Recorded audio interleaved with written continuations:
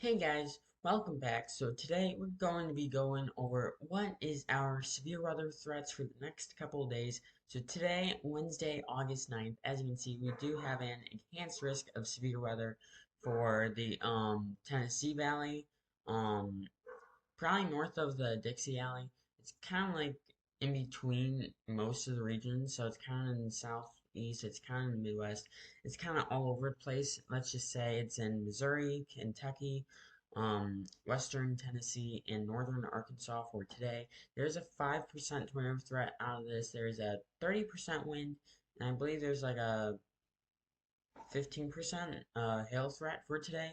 So that's currently what's happening for that. Now we're going to go over to Thursday, August 10th, which is tomorrow.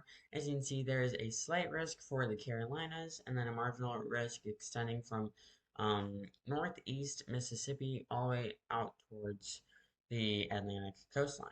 And also, we do have a marginal threat of storms up here towards the northeast as well. It's a small chance though, and then a marginal threat for the northern plains.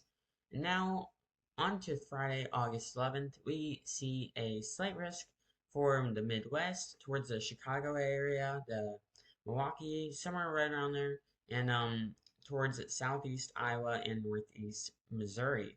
And now, there's nothing for August 12th. But if we go back all the way down towards Sunday, August 13th, we do have a 15% chance of storms. This is a slight risk for day 5. So this isn't very common though. So this is kind of rare to see because it looks like it's out towards most of Iowa, northern Missouri, and then eastern Nebraska and southeastern South Dakota. So that's currently what's our threats for the next couple days, next 5 days. So now we're going to be looking at our model runs.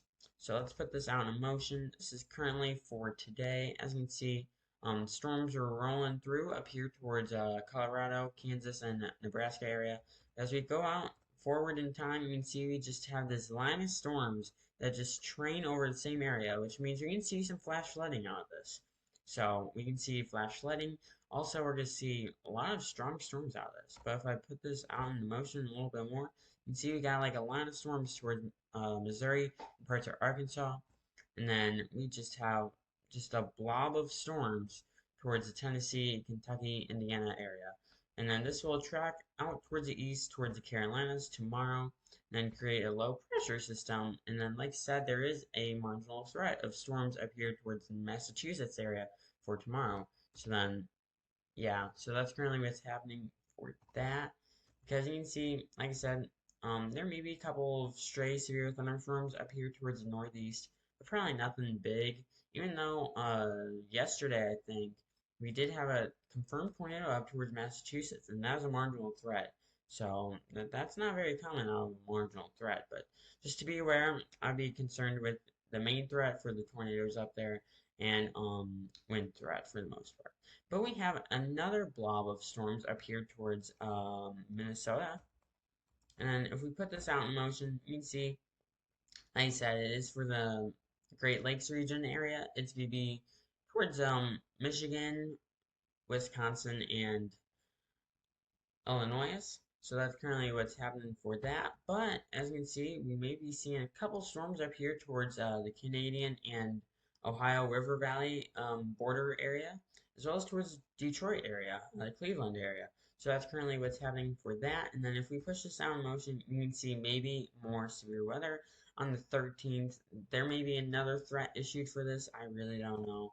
But like I did say, there is a storm threat up here towards um, the plains and the not the Great Lakes, but the Midwest region.